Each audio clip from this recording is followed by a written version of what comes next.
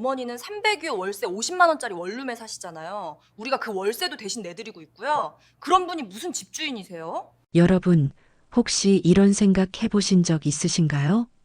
내가 가진 것이 없다면 가족들이 나를 똑같이 사랑해줄까? 저는 170억짜리 건물주였습니다. 하지만 며느리는 저를 가난뱅이로 알고 있었죠. 네, 일부러 그렇게 보였습니다. 3년 동안 낡은 옷을 입고 작은 원룸에서 컵라면으로 끼니를 때우며 가난한 시어머니 연기를 했어요. 왜냐고요? 시험하고 싶었습니다. 돈이 없어도 진심으로 대해주는지, 재산이 아닌 나 자체를 사랑하는지. 그런데 3년의 시험 결과는 9개월 된 썩은 전이었습니다. 추석상에 올라온 그 썩은 전을 보며 저는 결심했습니다. 170억 아들, 며느리, 모든 것을 버리기로. 과연 그 선택이 옳았을까요? 그리고 지금 저는 행복할까요? 지금부터 그 충격적이고도 가슴 아픈, 하지만 결국은 희망적인 이야기를 들려드리겠습니다. 아, 이야기 시작하기 전에 구독과 좋아요 꼭 눌러주세요. 여러분의 작은 관심이 저에게는 큰 힘이 됩니다. 자, 그럼 시작하겠습니다. 2년 전 그날로 거슬러 올라가 보시죠. 2023년 9월 26일 새벽 5시 반, 저는 해운대 재래시장 골목길을 걷고 있었습니다. 낡은 회색 카디건을 여미며 천천히 걸었죠. 색바랜 운동화가 아스팔트에 닿을 때마다 작은 소리가 났어요. 빈 장바구니가 팔에 걸려 흔들렸습니다. 누가 봐도 가난한 노인의 모습이었죠. 69살 주름진 얼굴에는 세월의 흔적이 깊게 패여 있었습니다. 생선 좌판을 지날 때 아주머니가 손을 흔들었어요. 저는 고개만 살짝 숙이고 빠르게 지나갔습니다. 친해지면 안 됐어요. 사람들과 거리를 두어야 했죠. 왜인지는 아직 말할 수 없었습니다. 시장 골목을 빠져나오는 제 걸음이 점점 빨라졌어요. 마치 누군가 쫓아오는 것처럼 뒤를 한번 돌아봤습니다. 아무도 없었지만 불안한 마음은 가시지 않았죠. 건물 입구에 도착했을 때 경비원 만복 씨가 빗자루질을 하고 있었습니다. 66, 허리는 굽었지만 눈빛은 날카로웠어요. 그가 크게 인사를 건넸을 때 제 어깨가 움찔했습니다. 혹시 뭔가 알아챈 건 아닐까? 저는 억지로 미소를 지으며 손을 흔들고 서둘러 건물 안으로 들어갔죠. 엘리베이터 안에서 거울을 봤습니다. 초라한 모습이 그대로 비쳤어요. 구멍난 카디건, 거친 손, 손톱 밑에 때 완벽했습니다. 이런 모습이라면 누구도 의심하지 않겠죠. 무엇을 의심하지 않을까요? 그건 아직 비밀이었습니다. 3층에 도착해 302호 문을 열었어요. 작은 원룸형 오피스텔. 낡은 가구들이 어지럽게 놓여 있었죠. 문을 닫고 잠그는 소리가 복도에 울렸습니다. 한 번, 두 번, 세 번. 저는 늘 문을 3번 확인했어요. 강박증일까요? 아니면 정말 중요한 이유가 있는 걸까요? 벽장으로 갔습니다. 손잡이를 잡은 제 손이 떨렸어요. 문을 열자 2세트의 옷이 보였습니다. 왼쪽엔 제가 매일 입는 낡은 옷들, 오른쪽엔 저는 급히 벽장 문을 닫았습니다. 심장이 빠르게 뛰었어요. 아직은 아니야. 아직은 보여줄 때가 아니야. 서랍을 열어 낡은 수첩을 꺼냈습니다. 표지에 기억할 것들이라고 적혀 있었죠. 떨리는 손으로 페이지를 넘겼습니다. 2022년 5월 3일 컵라면 1개. 2022년 8월 15일 혼자 김밥. 2023년 1월 22일 냉동만두. 날짜와 음식 이름들. 무슨 의미일까요? 암호일까요? 아니면 그저 슬픈 기록일까요? 갑자기 옆방에서 소리가 들렸습니다. 며느리 지연의 신난 목소리였어요. 백화점에서 50만 원짜리 원피스 샀어. 세일해서 싸게 산 거야. 준호의 한숨 소리가 이어졌습니다. 제 손이 수첩을 꽉 쥐었어요. 손가락 마디가 하얗게 변할 정도로 세게 쥐었죠. 하지만 참았습니다. 때가 아니었으니까요. 무엇을 기다리는 건지, 언제까지 기다려야 하는지는 저만 알고 있었습니다. 핸드폰이 울렸습니다. 화면을 보니 발신자 표시 제한이었어요. 저는 주위를 살피며 조용히 받았습니다. 네, 접니다. 침묵이 흐른 뒤 상대방이 뭔가 말했습니다. 제 표정이 점점 굳어졌어요. 네, 알겠습니다. 그날까지 기다리겠습니다. 전화를 끊고 달력을 봤습니다. 9월 29일 추석에 빨간 동그라미가 그어져 있었어요. 그 옆에 작은 글씨로 뭔가 적혀 있었지만 읽을 수 없을 만큼 작았죠. 사흘 후, 그날 무슨 일이 일어날까요? 다시 서랍을 열어 두꺼운 봉투를 꺼냈습니다. 묵직한 무게감이 느껴졌어요. 안을 살짝 들여다보고는 다시 급히 닫았습니다. 제 얼굴이 창백해졌죠. 봉투 속 내용물이 무엇인지는 저만 알고 있었습니다. 창밖을 봤습니다. 해운대 바다가 멀리 보였어요. 아침 햇살이 수면 위에서 반짝거렸죠. 아름다운 풍경이었지만 제 마음은 불안했습니다. 마치 폭풍 전의 고요함 같았어요. 저는 봉투를 다시 서랍에 넣고 자물쇠를 채웠습니다. 열쇠는 목에 건 체인에 걸어뒀죠. 왜 이렇게까지 조심하는 걸까요? 무엇을 숨기고 있는 걸까요? 거실로 나와 낡은 소파에 앉았습니다. 스프링이 삐걱거렸어요. 탁자 위에는 어제 먹다 남은 컵라면 용기가 놓여 있었습니다. 가난한 노인의 흔적들. 하지만 뭔가 어색했어요. 너무 완벽하게 가난한 모습이랄까요? 마치 누군가 일부러 꾸며놓은 것처럼. 또 전화가 울렸습니다. 이번엔 한석이었어요. 제 조카 변호사였죠. 이모님, 내일 오후 2시에 오실 수 있으세요? 그 건에 대해 상의드릴 게 있어요. 그건 무슨 건일까요? 저는 떨리는 목소리로 대답했습니다. 알겠어. 꼭 갈게. 전화를 끊고 한참을 앉아 있었습니다. 손이 계속 떨렸어요. 뭔가 큰일이 다가오고 있다는 불길한 예감이 들었죠. 저녁이 되어 다시 옆방에서 소리가 들렸습니다. 준호와 지연이 저녁을 먹는 소리였어요.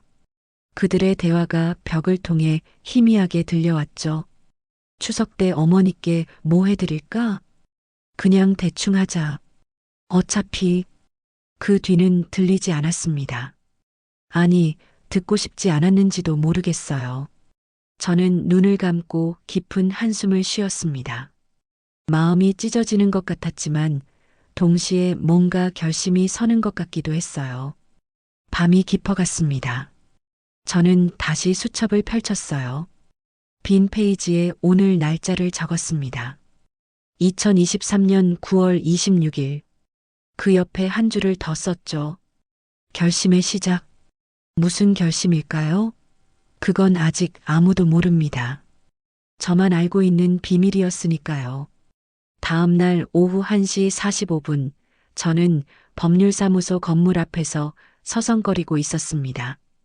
이한석 변호사 사무실. 유리문에 비친 제 모습이 초라했어요. 낡은 카디건, 구멍난 스웨터, 뜯어진 가방. 완벽한 가난뱅이의 모습이었죠. 하지만 제 눈빛은 날카로웠습니다. 마치 사냥감을 노리는 늙은 호랑이처럼. 건물 안으로 들어가기 전 뒤를 3번 돌아봤습니다. 아무도 없었지만 불안감은 사라지지 않았어요. 엘리베이터를 타고 5층으로 올라가는 동안 CCTV를 의식한 듯 고개를 숙이고 있었죠.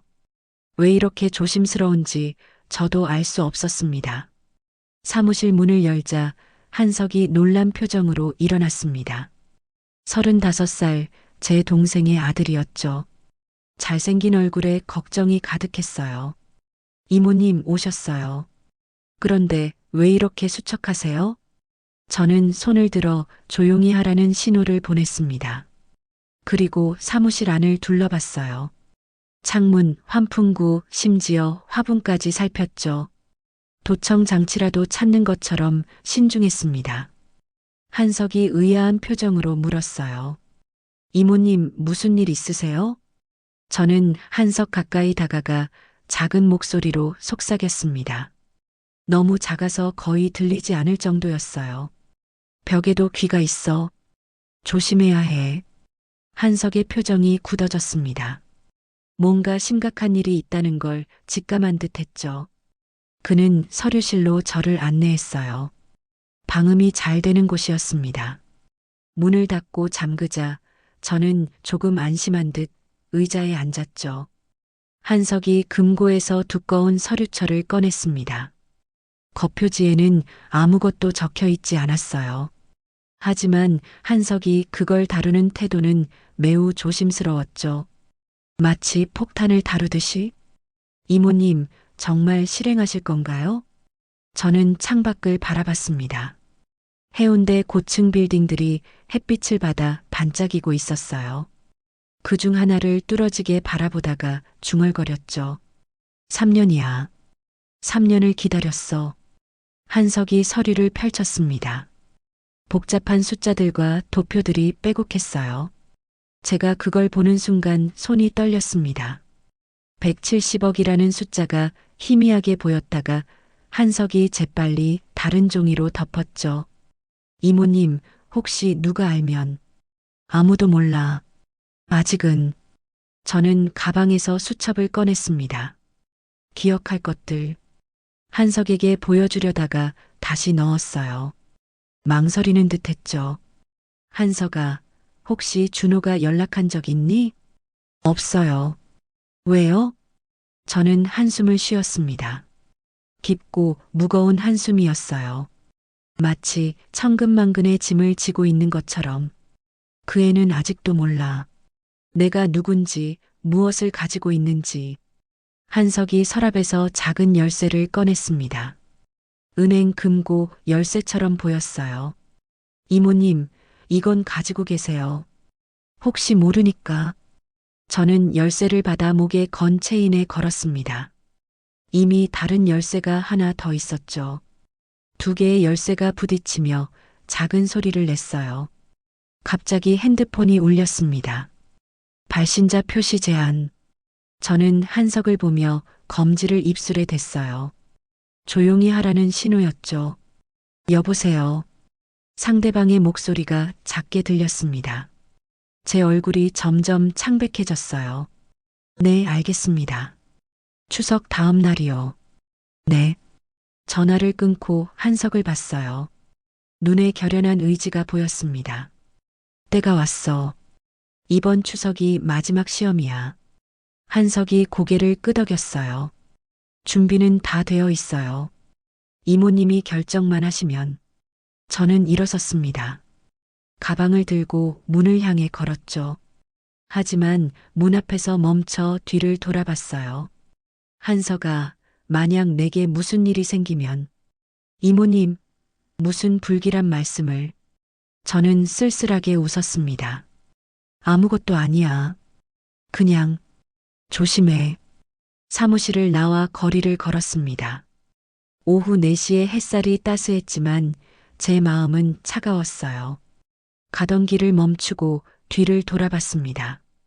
검은 정장을 입은 남자가 저를 따라오다가 급히 신문을 펼쳐들었죠. 저는 모른 척 다시 걸었습니다. 심장이 빠르게 뛰었어요. 시장에 도착해 벤치에 앉았습니다. 만복 씨가 지나가다 저를 발견하고 다가왔어요. 여사님, 표정이 안 좋으신데 무슨 일 있으세요? 저는 만복 씨를 뚫어지게 봤습니다. 이 사람은 믿을 수 있을까 하는 의심이 들었죠. 만복 씨, 혹시 누가 저에 대해 물어본 적 있어요? 만복 씨가 놀란 표정을 지었어요. 아니요. 왜 그러세요? 저는 고개를 저었습니다. 더 말하면 안 됐어요. 너무 많이 알면 위험하니까요. 집으로 돌아와 문을 3번 확인하고 잠갔습니다. 그리고 창문 커튼을 모두 쳤어요. 어둠 속에서 서랍을 열고 그 봉투를 다시 꺼냈습니다. 이번엔 내용물을 모두 꺼냈어요. 하지만 어둠 때문에 무엇인지 제대로 보이지 않았죠. 손으로 만져보니 종이였습니다.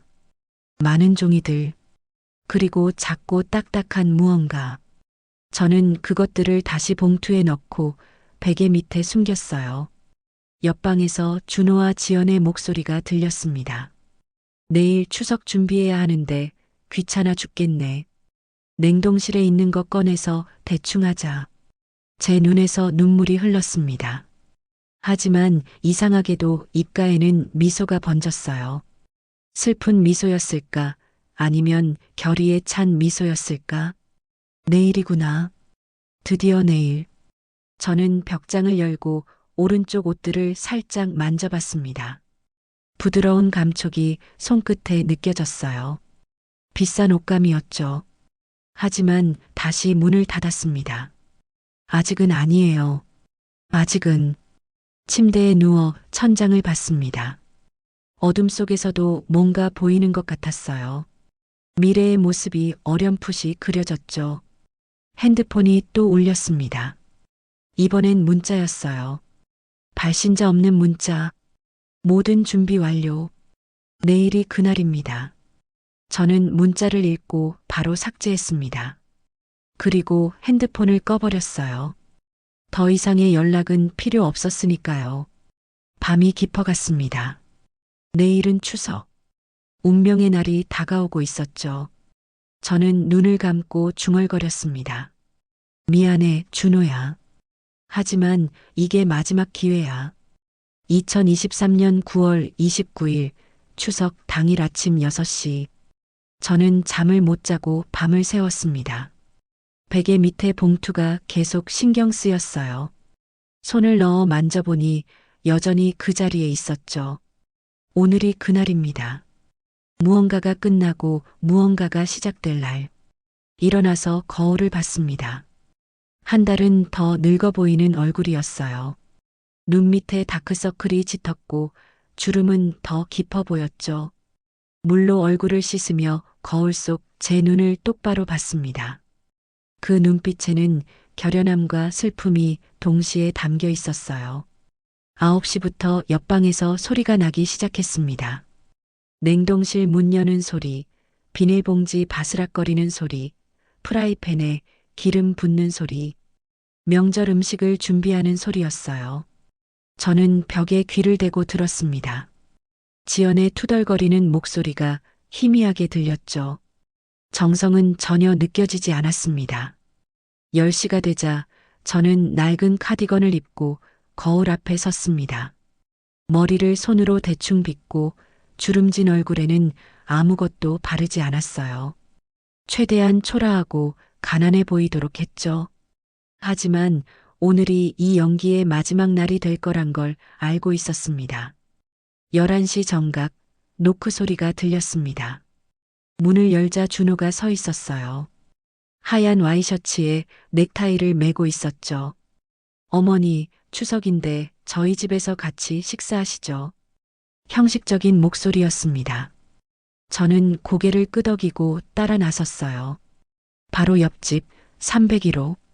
문을 열고 들어가자 지연이 거실 식탁에 앉아 있었습니다. 빨간색 원피스를 입고 있었어요. 며칠 전 50만 원 주고 산 그 원피스였죠. 인사도 없이 계속 핸드폰만 보고 있었습니다. 식탁에는 음식이 차려져 있었어요. 전, 나물, 갈비찜, 송편. 겉보기에는 그럴듯한 명절 상차림이었습니다. 하지만 가까이 다가가자 이상한 냄새가 났어요. 시큼하고 퀴퀴한 오래된 기름 냄새였죠. 자리에 앉자 지연이 전 접시를 제 앞으로 밀었습니다. 가장자리가 검게 탄 전이었어요. 그리고 더 가까이서 보니 전 표면에 하얀 곰팡이 같은 게 살짝 보였죠. 제 손이 젓가락을 잡다가 멈췄습니다. 이전, 언제 만든 거니? 제 목소리는 떨리지 않으려고 애썼지만 약간 갈라졌습니다.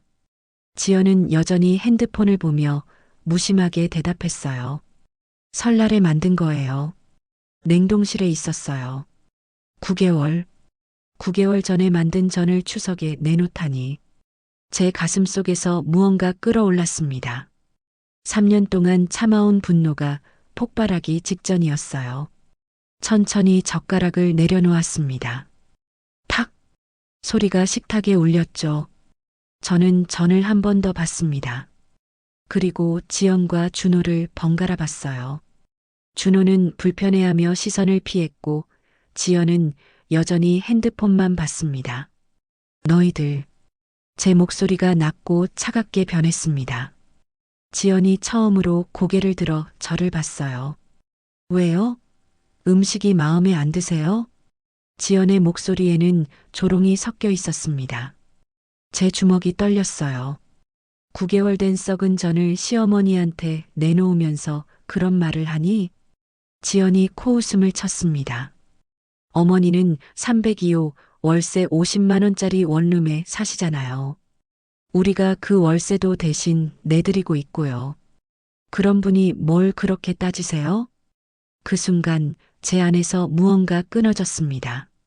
3년의 인내심이 한계에 도달했어요. 저는 천천히 일어섰습니다. 그리고 가방에서 서류를 꺼냈어요. 등기부등본이었죠. 월세 50만 원? 너희가 내준다고? 제 목소리는 이제 완전히 달라졌습니다. 차갑고 날카로웠어요. 서류를 식탁에 펼쳤습니다. 이 건물 주인이 누군지 아니? 준호가 서류를 보고 얼굴이 하얗게 변했습니다. 소유자 이순애. 해운대 상가빌딩. 어머니? 지연이 서류를 낚아채 봤습니다. 그녀의 얼굴도 점점 창백해졌어요. 거짓말. 이건 거짓말이에요. 저는 냉소를 지었습니다. 너희가 3년 동안 낸 월세는 다시 내 통장으로 들어왔어. 내 건물에 새 들어 살면서 나한테 월세 낸다고 으스댔지. 가난한 시어머니라고 무시하면서. 지연이 벌떡 일어섰습니다. 빨간 원피스가 펄럭였어요. 말도 안 돼. 어머니가 건물주라니. 망상이에요. 병원에 가보셔야 해요. 지연의 목소리는 거의 비명에 가까웠습니다. 준호는 충격으로 말을 잃었어요. 하얀 와이셔츠가 땀으로 젖기 시작했죠. 망상? 병원? 제가 웃었습니다. 차갑고 쓸쓸한 웃음이었어요. 그래, 너희는 끝까지 날 미친 노인 취급하는구나. 썩은 전을 주면서도 당연하다는 듯이 굴고 저는 핸드폰을 꺼내 한석에게 전화했습니다. 지금 올라와. 식탁에는 무거운 침묵이 흘렀습니다. 지연은 여전히 저를 정신이상자 보듯 쳐다봤고 준호는 하얀 와이셔츠 소매로 이마에 땀을 닦고 있었어요. 빨간 원피스를 입은 지연이 다시 히스테리컬하게 웃었습니다. 어머니, 제발 정신 차리세요. 이 건물이 어머니 거라니 무슨 드라마도 아니고. 복권이라도 당첨되셨어요? 지연은 준호를 쳐다봤어요. 오빠, 어머니 병원 모시고 가야 할 것 같아. 망상이 너무 심하신데. 준호도 걱정스런 표정으로 저를 봤습니다. 어머니, 왜 이러세요? 갑자기 이런 말씀을. 저는 그들을 차갑게 봤습니다. 너희는 끝까지 날 미친 노인 취급하는구나. 5분쯤 지났을까요? 현관문이 열리는 소리가 났습니다. 한석이 들어왔어요. 정장을 입고 서류 가방을 들고 있었죠. 그 뒤로 법무법인 직원 2명이 더 따라왔습니다. 이모님 왔습니다. 한석이 정중하게 인사했습니다. 지연과 준호는 놀란 표정으로 그들을 봤어요. 누구세요? 왜 남의 집에 막 들어와요? 지연이 날카롭게 물었습니다. 이한석 변호사입니다. 이순애 여사님의 법률 대리인이죠. 한석이 명함을 건넸습니다. 준호가 떨리는 손으로 받았어요. 이한석 변호사? 그 유명한. 한석은 서류 가방에서 두꺼운 서류철을 꺼냈습니다. 건물 등기부등본, 임대차 계약서, 통장 내역서, 세금 납부 증명서, 모든 서류를 식탁 위에 펼쳤어요. 김준호 씨, 박지연 씨, 이 서류들을 확인해 보시기 바랍니다. 이순애 여사님은 이 건물의 소유주이시며 여러분은 3년 전부터 이 건물의 임차인으로 거주하고 계십니다. 지연이 서류를 낚아채 봤습니다. 이건 가짜예요. 누가 위조한 거예요? 한석이 차분하게 말했습니다. 법원에서 발급받은 정식 등기부등본입니다. 확인하고 싶으시면 대법원 인터넷 등기소에서 직접 조회해 보세요. 준호가 핸드폰으로 바로 검색하기 시작했어요. 손가락이 떨려서 제대로 타이핑이 안 되는 것 같았습니다. 잠시 후 그의 얼굴이 하얗게 변했어요. 진짜네. 어머니가 정말 건물 주시네. 지연이 준호의 핸드폰을 빼앗아 확인했습니다. 그녀의 얼굴도 점점 창백해졌어요. 이럴 수가. 170억? 지연이 바닥에 주저앉았습니다. 빨간 원피스가 구겨졌어요. 말도 안 돼. 어머니가 170억 건물주라니. 준호가 무릎을 꿇었습니다. 하얀 와이셔츠가 구겨졌어요. 어머니 왜 말씀 안 하셨어요? 저는 식탁을 내려다봤습니다. 썩은 전이 여전히 그 자리에 있었죠. 3년 동안 기다렸어. 돈이 없어도 가난해도 진심으로 날 대하는지 보고 싶었어.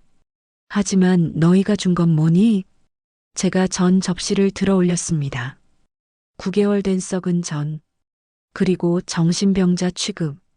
지연이 갑자기 울기 시작했습니다. 어머니, 잘못했어요. 정말 잘못했어요. 저희가 미쳤었어요. 하지만 그녀의 눈물이 진심인지는 알 수 없었어요. 아마 170억 때문이겠죠. 한석이 다른 서류를 꺼냈습니다. 그리고 이건 퇴거 통지서입니다. 일주일 안에 이 건물에서 나가주시기 바랍니다. 준호가 절규했습니다. 어머니, 제발 한 번만 용서해 주세요. 지연도 무릎을 꿇었어요. 빨간 원피스가 바닥에 닿았습니다. 어머니, 잘못했어요. 다시는 그러지 않을게요. 제발요. 하지만 저는 이미 마음을 정했습니다. 늦었어. 너희는 나를 끝까지 정신병자 취급했잖아. 병원 가보라고 했지? 그래, 나는 정신 멀쩡해. 너희가 미친 거야. 한석이 마지막 서류를 꺼냈습니다. 그리고 이순애 여사님은 이 건물을 노인복지재단에 기부하기로 결정하셨습니다. 뭐라고요? 지연의 비명 같은 목소리가 울렸습니다. 170억을 전부 기부한다고요? 저는 썩은 전을 마지막으로 한 번 봤습니다. 그래, 너희한텐 한 푼도 안 줘. 썩은 전이나 먹고 살아. 정신병자 취급하던 시어머니한테 이제 와서 용서를 구해봤자 소용없어. 준호가 울면서 제 발을 붙잡으려 했지만 저는 뒤로 물러섰어요. 어머니, 정말 잘못했습니다. 다시 한 번만. 3년이야. 3년 동안 기회를 줬어. 하지만 너희는 마지막까지 날 믿지 않았지. 병원 가보라고 했잖아. 저는 한석과 함께 문을 나섰습니다. 뒤에서 준호와 지연의 울음소리가 들렸어요. 복도에서 만복 씨를 만났습니다. 그가 조용히 말했어요. 다 들었어요. 수고하셨어요, 여사님. 저는 고개를 끄덕였습니다. 만복 씨는 알고 있었나요? 짐작은 했죠. 평범한 분이 아니신 것 같았어요. 엘리베이터를 타고 내려가면서 한석이 물었습니다. 이모님, 정말 괜찮으세요? 괜찮아. 오히려 시원해. 3년 동안의 답답함이 다 풀렸어. 건물을 나와 한석의 차에 올라탔습니다. 검은색 벤츠였어요. 3년 만에 타보는 고급차였죠. 가죽 시트에 몸을 기대자 긴장이 풀렸습니다. 창밖으로 해운대 바다가 보였어요. 파도가 햇빛에 반짝이고 있었습니다. 이모님, 이제 어디로 모실까요? 한석이 조심스럽게 물었습니다. 저는 잠시 생각했어요. 돌아갈 곳이 없었죠. 아니, 이제는 돌아가고 싶지 않았습니다. 호텔로 가자. 해운대 그랜드 호텔. 네, 알겠습니다. 차가 움직이기 시작했어요. 뒤를 돌아보니 건물 3층 창문에 준호와 지연이 멍하니 서 있는 게 보였습니다. 저는 고개를 돌렸어요. 더 이상 그들은 제 삶의 일부가 아니었으니까요. 호텔에 도착했습니다. 로비에 들어서자 직원들이 정중하게 인사했어요. 어서 오십시오. 이순애 여사님. 그들이 절 알아봤습니다. 3년 전까지 이곳의 VIP 고객이었으니까요. 스위트룸으로 안내받았습니다. 넓고 깨끗한 공간이었어요. 창밖으로는 해운대 전경이 한눈에 들어왔죠. 한석이 서류를 정리하며 말했습니다. 이모님, 기부 절차는 다음 주에 진행하시면 됩니다. 혹시 마음이 바뀌시면 안 바뀌어. 이미 결정한 일이야. 저는 창밖을 보며 말했어요. 그 돈은 내게 필요 없어. 남은 재산으로도 충분히 살 수 있으니까. 한석이 고개를 끄덕였습니다. 남해의 펜션은 준비가 다 되어 있습니다. 언제든 가실 수 있어요. 고마워, 한석아. 너라도 있어서 다행이야. 한석이 나간 후 저는 소파에 앉아 핸드폰을 꺼냈습니다. 부재중 전화가 20통이 넘게 와 있었어요. 모두 준호와 지연이었죠. 문자도 수십 개였습니다. 어머니, 잘못했습니다. 제발 한 번만 만나주세요. 다시는 그러지 않을게요. 어머니, 저희가 미쳤었어요. 저는 한숨을 쉬고 모든 메시지를 삭제했습니다. 그리고 두 사람의 번호를 차단했어요. 이제 정말 끝이었습니다. 저녁이 되자 룸서비스를 시켰습니다. 스테이크와 와인이었어요. 3년 만에 먹는 제대로 된 식사였죠. 혼자 먹는 저녁이었지만 외롭지 않았습니다. 오히려 자유로웠어요. 식사를 마치고 욕조에 몸을 담갔습니다. 따뜻한 물이 몸을 감쌌어요. 3년 동안의 피로가 녹아내리는 것 같았죠. 눈을 감고 생각했습니다. 왜 이런 시험을 했을까? 왜 3년이나 참았을까? 남편이 죽고 나서였어요.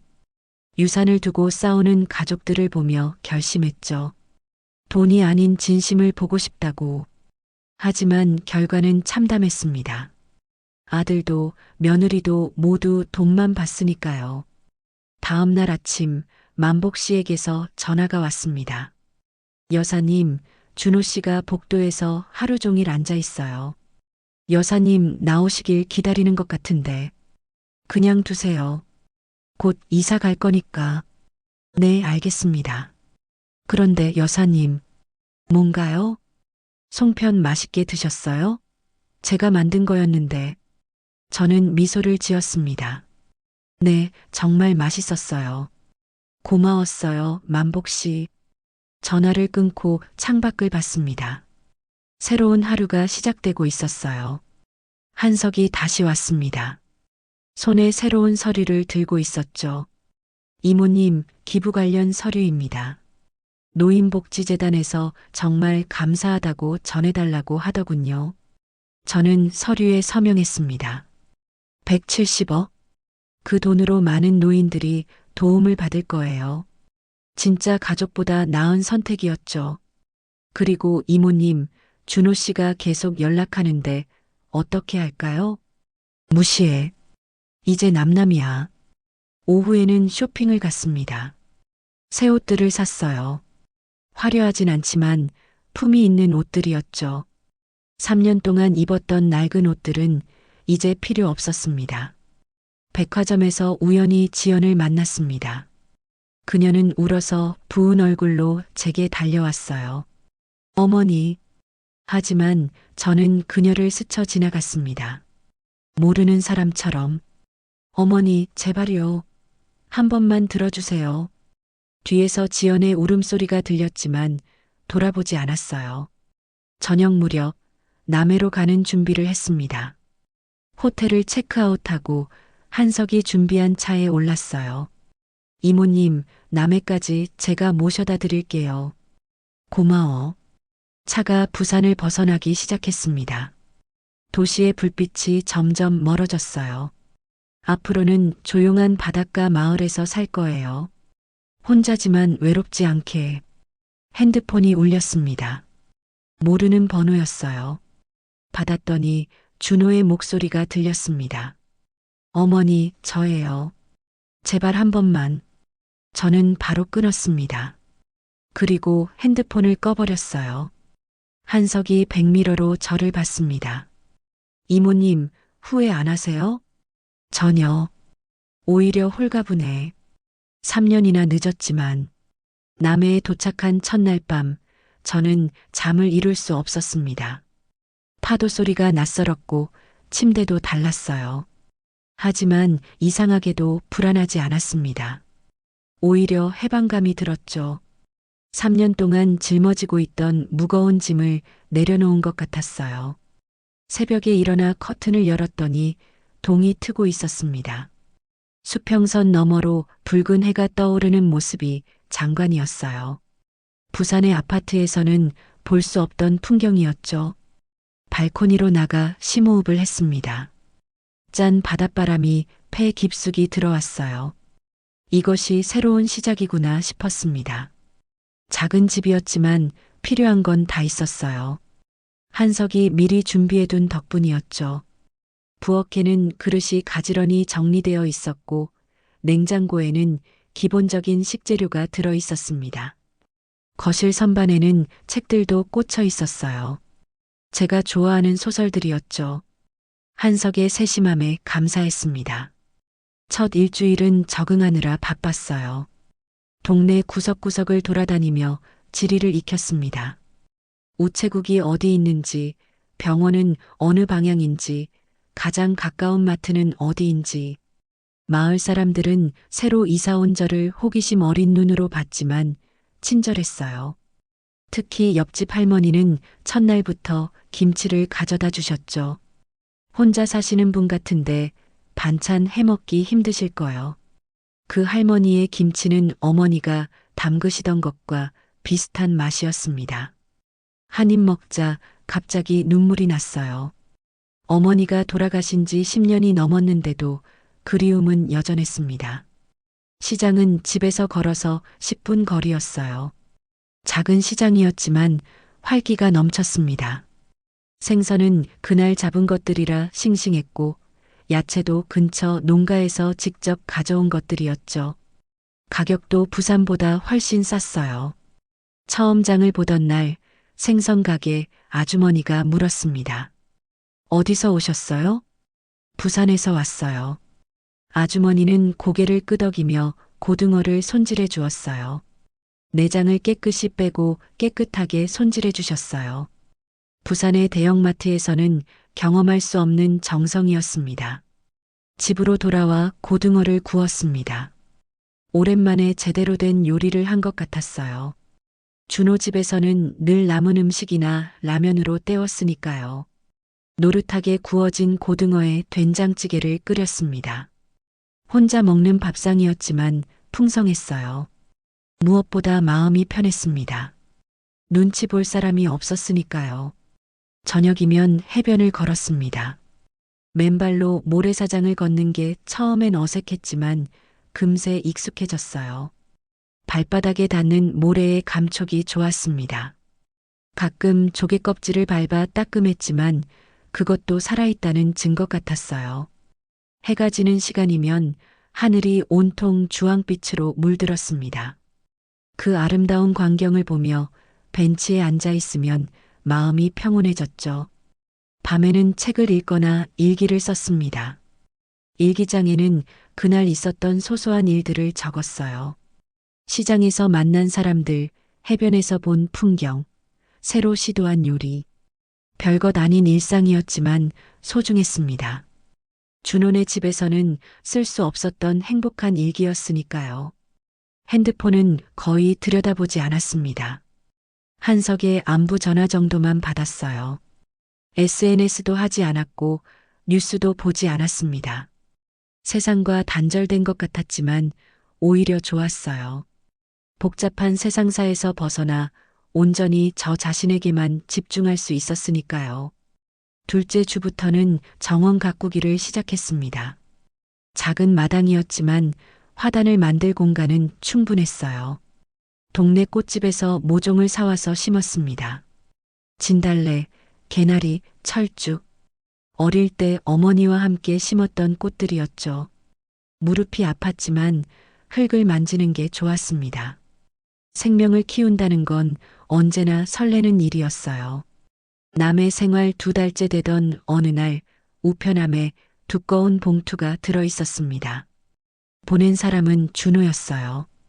어떻게 주소를 알아냈을까 의아했지만 아마 한석을 통해 어렵게 알아냈겠죠. 봉투가 묵직했습니다. 뭔가 편지 이상의 것이 들어있는 것 같았어요. 집으로 들어와 봉투를 뜯었습니다. 편지와 함께 사진들이 쏟아져 나왔어요. 놀랍게도 그것들은 제가 본 적 없는 사진들이었습니다. 준호가 어릴 때 제가 찍어준 사진, 가족 나들이 사진, 남편과 함께 찍은 사진들, 모두 제가 준호네 집에 이사 오면서 잃어버렸다고 생각했던 것들이었죠. 편지를 펼쳤습니다. 준호의 떨리는 글씨가 빼곡했어요. 사진을 한 장씩 들여다봤습니다. 준호의 100일 사진이 있었어요. 통통한 볼을 한 아기가 환하게 웃고 있었죠. 그 옆에는 젊은 시절에 제가 준호를 안고 있는 모습이 있었습니다. 그때는 정말 행복했어요. 아들이 태어났다는 기쁨에 매일이 축제 같았죠. 초등학교 입학식 사진도 있었습니다. 너무 큰 교복을 입고 어색해하던 준호. 그 옆에서 자랑스러워하던 저와 남편의 모습. 남편은 준호 머리를 쓰다듬으며 웃고 있었어요. 그 따뜻한 손길이 지금도 느껴지는 것 같았습니다. 가족여행 사진들도 많았어요. 제주도, 경주, 속초. 우리 셋이 함께 다녔던 곳들이었죠. 준호는 어디를 가든 카메라를 들고 다니며 사진을 찍어댔어요. 대부분 흔들리거나 초점이 안 맞았지만 그 서툰 사진들이 더 정겨웠습니다. 어머니, 이거 기억나세요? 설악산에서 케이블카 탔을 때요. 편지 속 준호의 목소리가 들리는 것 같았어요. 그날 준호는 고소공포증 때문에 울면서도 끝까지 케이블카를 탔었죠. 남편이 준호를 꼭 안고 있었고 저는 그런 두 사람을 보며 웃었던 기억이 났습니다. 고등학교 졸업식 사진에서는 준호가 훌쩍 커 있었어요. 저보다 머리 하나는 더 큰 청년이 되어 있었죠. 졸업장을 들고 어색하게 웃는 모습이 귀여웠습니다. 그 옆에서 남편과 저는 뿌듯한 표정을 짓고 있었어요. 아들을 대학에 보낸다는 것이 그렇게 자랑스러웠으니까요. 결혼식 사진도 있었습니다. 지연과 나란히 선 준호가 행복해 보였어요. 그때만 해도 모든 게 잘 될 거라고 믿었죠. 며느리를 맞는다는 설렘에 저도 한복을 곱게 차려입고 있었습니다. 남편이 없어서 아쉬웠지만 그래도 축복해주고 싶었어요. 마지막 사진은 남편의 영정 사진이었습니다. 언제나 온화하게 웃고 있는 얼굴. 그 사진을 보자 갑자기 눈물이 났어요. 남편이 살아있었다면 이런 일은 없었을 텐데. 준호도 저를 함부로 대하지 않았을 텐데. 편지의 마지막 부분을 읽었습니다. 사진들을 다시 봉투에 넣었습니다. 하지만 버리지는 않았어요. 서랍 깊숙한 곳에 보관했죠. 언젠가는 다시 꺼내볼 날이 올지도 모르니까요. 저녁 무렵 해변을 걸었습니다. 석양이 아름다웠어요. 붉은 노을이 바다를 물들이고 있었죠. 갈매기들이 날아다니며 울었습니다. 그 울음소리가 쓸쓸하면서도 평화로웠어요. 벤치에 앉아 오랫동안 바다를 봤습니다. 파도가 끊임없이 밀려왔다 물러갔어요. 마치 인생처럼 행복했던 시절이 밀려오고 아픔이 물러가고 그리고 다시 새로운 파도가 밀려오는. 핸드폰이 울렸습니다. 한석이었어요. 이모님, 준호 씨가 또 찾아왔었어요. 그래, 뭐라고 했니? 꼭 전해달라고. 정말 죄송하다고요. 전화를 끊고 하늘을 봤습니다. 첫 별이 떠오르고 있었어요. 마음 한구석이 흔들렸지만 아직은 아니었습니다. 시간이 더 필요했어요. 봄이 왔습니다. 남해의 봄은 부산보다 일찍 찾아왔어요. 정원의 꽃들이 하나둘 피어나기 시작했고 따뜻한 바람이 제가 심은 진달래가 작은 꽃봉오리를 맺었습니다. 매일 아침 물을 주며 꽃들과 대화를 나눴어요. 식물도 사랑을 받으면 더 잘 자란다고 하잖아요. 그날은 특별히 맑은 날이었습니다. 하늘이 너무 파래서 눈이 부실 정도였어요. 빨래를 널고 있는데 택배가 왔습니다. 보낸 사람을 보니 지연이었어요. 무거운 상자였습니다. 뭘 보냈을까 궁금했지만 선뜻 열기가 망설여졌어요. 거실로 들어와 상자를 열었습니다. 안에는 정성스럽게 포장된 것들이 가득했어요. 직접 담근 김치, 깻잎 장아찌, 멸치볶음, 그리고 고등어 조림까지 모두 제가 좋아하는 반찬들이었죠. 그 중에서도 놀라운 건 전이었습니다. 갓 부친 것처럼 윤기가 흘렀어요. 냄새를 맡아보니 신선한 기름 냄새가 났습니다. 편지가 함께 들어 있었어요. 반찬을 하나씩 냉장고에 넣었습니다. 김치를 한 점 집어 먹어봤어요. 양념이 제대로 배어 있었고 배추도 아삭했습니다. 정성이 느껴졌어요. 깻잎 장아찌는 간이 딱 맞았고 멸치볶음도 짜지 않고 고소했죠. 전을 프라이팬에 다시 데워 먹어봤습니다. 바삭하고 고소했어요. 썩은 전과는 천지 차이였죠. 창밖을 보니 이웃집 할머니가 마당을 쓸고 있었습니다. 저도 빗자루를 들고 나갔어요. 할머니가 반갑게 인사했죠. 순애 씨, 요즘 표정이 좋아 보여요. 그런가요? 사실 저도 느끼고 있었습니다. 거울을 볼 때마다 얼굴이 밝아진 것 같았어요. 주름은 여전했지만 표정이 부드러워졌죠. 아마 마음이 편해져서일 겁니다. 오후에는 도서관에 갔습니다. 작은 동네 도서관이었지만 책은 많았어요. 요리책 코너에서 책을 고르다가 문득 생각났습니다. 지연이 어떻게 요리를 배웠을까? 3년 동안 제대로 된 요리를 한 번도 안 하던 애가 집으로 돌아오는 길에 한석에게 전화했습니다. 한석아, 지연이가 요리학원 다닌대? 네, 이모님. 2달 전부터 다니고 있다고 들었어요. 아침 일찍부터 저녁까지 열심히 배운다고 하더라고요.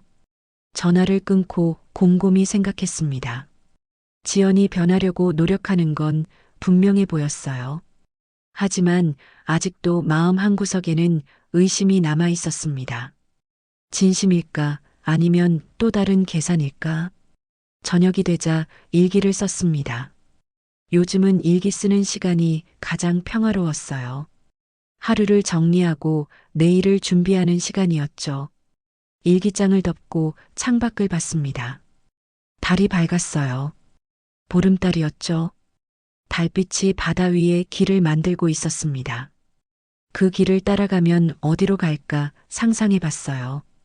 다음 날 아침 시장에 갔습니다. 생선 가게 아주머니가 신선한 갈치를 추천했어요. 갈치를 사면서 문득 준호가 어릴 때 갈치조림을 좋아했던 게 떠올랐습니다.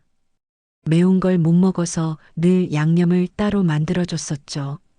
집으로 돌아와 갈치조림을 했습니다. 예전에 준호를 위해 만들던 그 레시피대로 매콤하지 않고 달콤한 양념으로 혼자 먹기엔 양이 많았지만 다 만들었어요. 누군가를 위해 요리하는 건 오랜만이었습니다. 점심을 먹고 있는데 핸드폰이 울렸습니다. 모르는 번호였어요. 받을까 말까 고민하다가 받았습니다. 여보세요? 어머니, 저 준호예요. 목소리가 많이 여위어 있었습니다. 잠시 침묵이 흘렀어요. 어머니, 듣고 계세요? 응, 죄송해요. 정말, 너무 죄송해요. 준호의 목소리에서 울음이 묻어났습니다. 제 마음도 흔들렸지만 아무 말도 하지 않았어요. 알았어. 그리고 전화를 끊었습니다. 아직은 더 시간이 필요했어요. 용서는 쉽게 하는 게 아니니까요. 남의 생활 넉 달째 한석이 전화를 했습니다. 평소와 다른 조심스러운 목소리였어요. 이모님, 준호 씨와 지연 씨가 이모님을 뵙고 싶어 하는데 제가 한 번만 더 전해드려도 될까요? 저는 한숨을 쉬었습니다. 언젠가는 마주해야 할 순간이었죠. 도망칠 수만은 없었어요. 그래, 내일 오후 2시에 여기로 오라고 해. 다음 날 집을 정리했습니다. 거실을 깨끗이 청소하고 화분들도 가지런히 정렬했어요. 부엌에서는 차를 준비했습니다.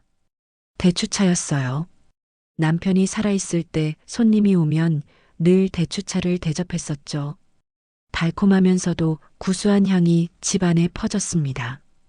2시 정각 초인종이 울렸습니다. 문을 열자 준호와 지연이 서 있었어요. 두 사람 모두 수척해 보였습니다. 특히 준호는 눈 밑에 다크서클이 짙었고 볼도 많이 꺼져 있었죠. 지연도 예전의 화려함은 온데간데 없었습니다. 수수한 옷차림에 화장기 없는 얼굴이었어요. 거실로 안내했습니다. 두 사람은 조심스럽게 소파에 앉았어요. 예전처럼 거만하거나 무례한 태도는 전혀 없었습니다. 오히려 너무 긴장한 나머지 손을 어디에 둘지 모르는 것 같았죠. 대추차를 내왔습니다. 준호가 차를 한 모금 마시더니 눈시울이 붉어졌어요. 아마 아버지 생각이 났나 봅니다. 이 차는 아버지가 좋아하던 차였으니까요. 어머니, 그동안 잘 지내셨어요? 응, 잘 지냈어. 짧은 대답이었지만 준호는 그것만으로도 감사한 듯 고개를 끄덕였습니다. 지연이 가방에서 뭔가를 꺼냈습니다. 앨범이었어요. 펼쳐보니 사진들이 가득했습니다. 노인요양원에서 봉사활동하는 사진들이었죠. 준호가 할아버지를 부축하고 있었고 지연은 할머니들과 함께 웃고 있었어요. 연기가 아니라 진심으로 즐거워 보였습니다. 앨범을 넘기다가 한 사진에서 멈췄습니다. 준호가 어떤 할머니를 업고 있는 사진이었어요. 할머니는 환하게 웃고 있었고 준호도 행복해 보였죠. 그 모습이 어릴 때 제가 준호를 업었던 것과 겹쳐 보였습니다. 매주 2번씩 가고 있어요. 처음엔 힘들었는데 이제는 오히려 제가 더 많이 배워요. 지연의 목소리에는 진정성이 묻어났습니다. 창밖을 보니 정원의 꽃들이 바람에 흔들리고 있었어요. 봄바람이 따뜻했습니다. 마음도 조금씩 녹아내리는 것 같았죠. 준호가 또 다른 봉투를 꺼냈습니다. 열어보니 통장이었어요. 어머니, 이건 그동안 저희가 모은 돈이에요. 많지는 않지만 통장을 펼쳐보니 5천만 원이 들어 있었습니다. 적지 않은 돈이었어요. 이 돈으로 어머니께서 기부하시려던 노인복지재단에 저희 이름으로 기부하고 싶어요. 어머니가 하시려던 일을 저희도 함께하고 싶어서요. 놀라웠습니다. 그들이 이런 결정을 했다는 게 돈을 모으기 위해 얼마나 아껴 살았을까요? 지연의 손을 보니 매니큐어도 없었고 준호는 낡은 구두를 신고 있었습니다. 잠시 침묵이 흘렀습니다. 바다에서 파도 소리가 희미하게 들려왔어요. 갈매기 우는 소리도 간간히 섞여 들렸죠. 저는 천천히 일어나 부엌으로 갔습니다. 그리고 제가 만든 갈치조림을 가져왔어요. 아직 따뜻했습니다. 먹어봐. 준호가 한 젓가락 먹더니 눈물을 흘렸습니다. 이 맛, 어릴 때 그 맛이에요. 지연도 먹어봤습니다. 그리고 조용히 말했어요. 어머니가 해주신 음식이 이렇게 맛있는 줄 이제야 알았어요.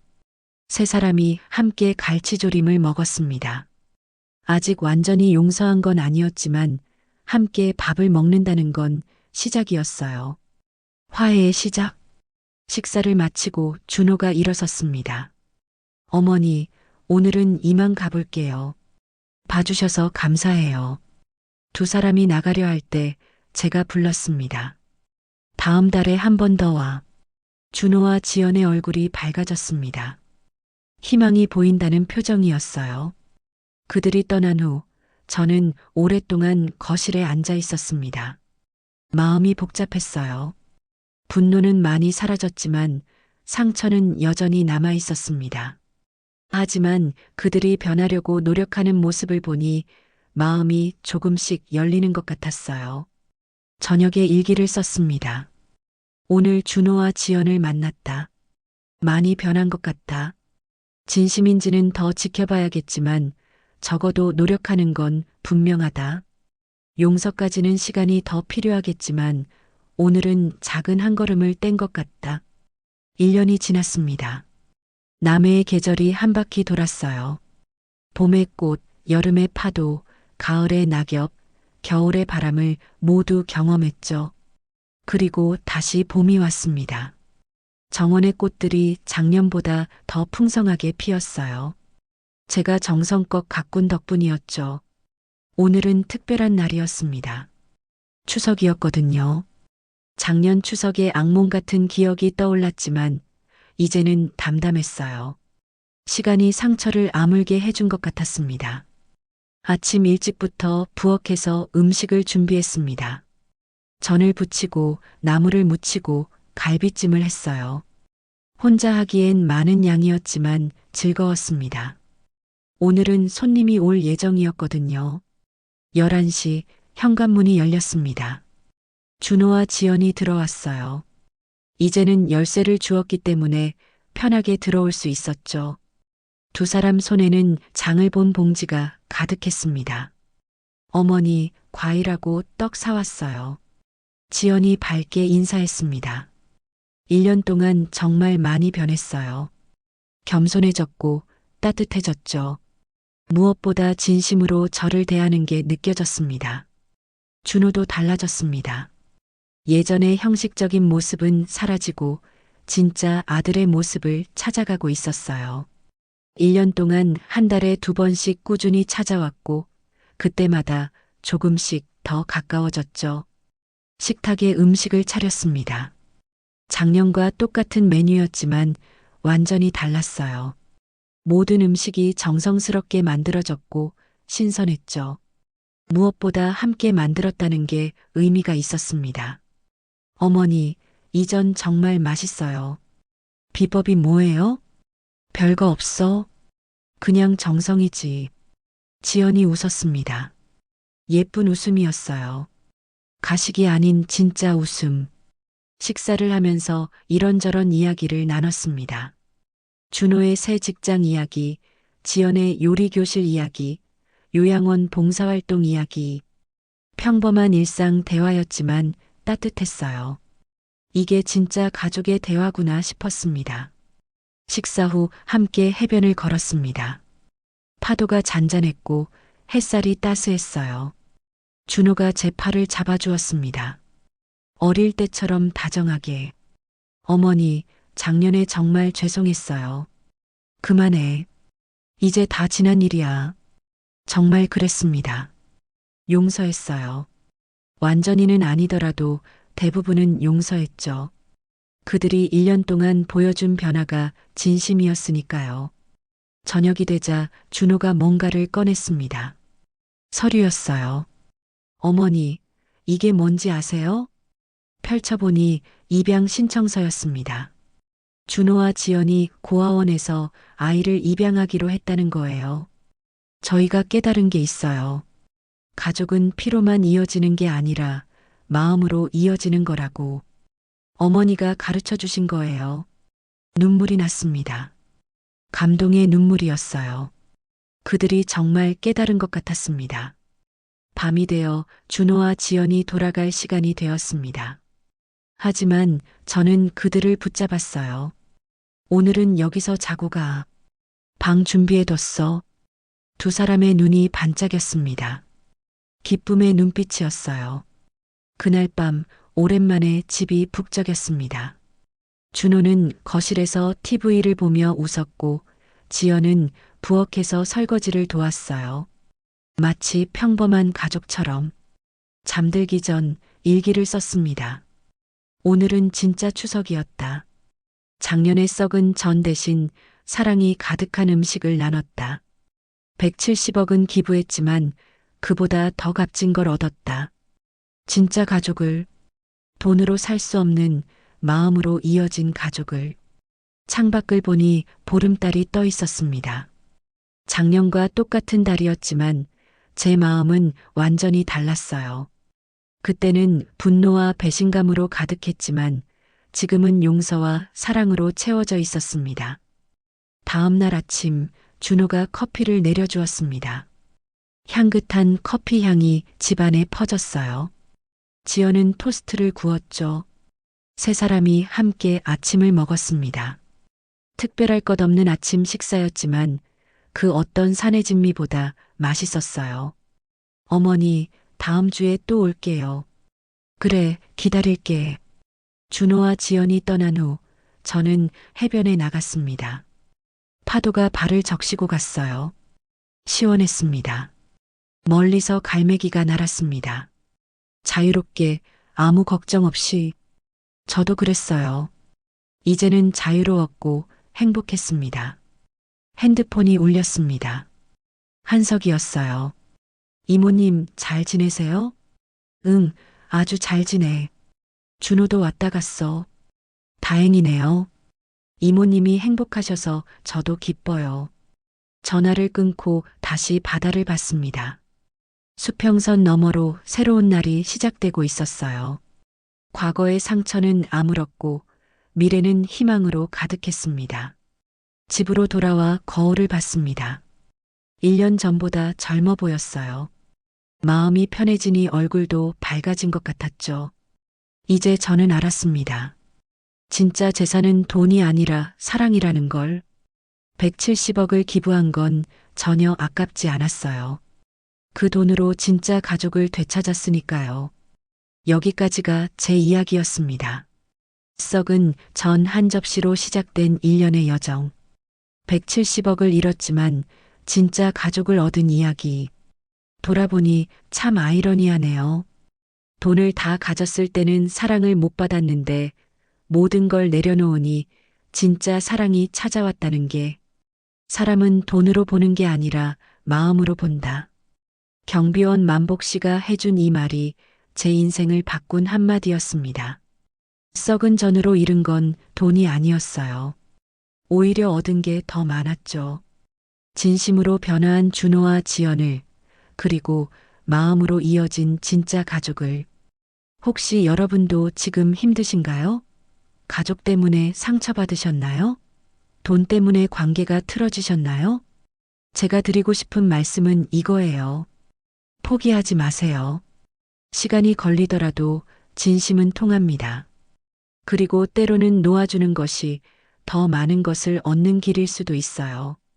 170억을 기부하고도 후회하지 않는 이유 아시겠죠?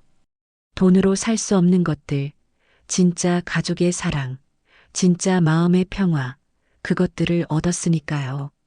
여러분도 오늘 하루 주변 사람들을 돈이 아닌 마음으로 봐주세요. 그리고 가족에게 한 번 더 사랑한다 말해주세요. 너무 늦기 전에. 이 이야기가 여러분의 마음에 작은 울림이 되었길 바랍니다. 구독 아직 안 하신 분들은 구독 버튼 꾹, 좋아요도 꾹 눌러주시고요. 댓글로 여러분의 이야기도 들려주세요. 저도 읽고 힘을 얻습니다. 다음에는 더 따뜻하고 감동적인 이야기로 찾아뵙겠습니다. 여러분의 이야기를 비추는 달빛인 생사연이었습니다. 오늘도 감사합니다. 꼭 건강하시고 행복하세요.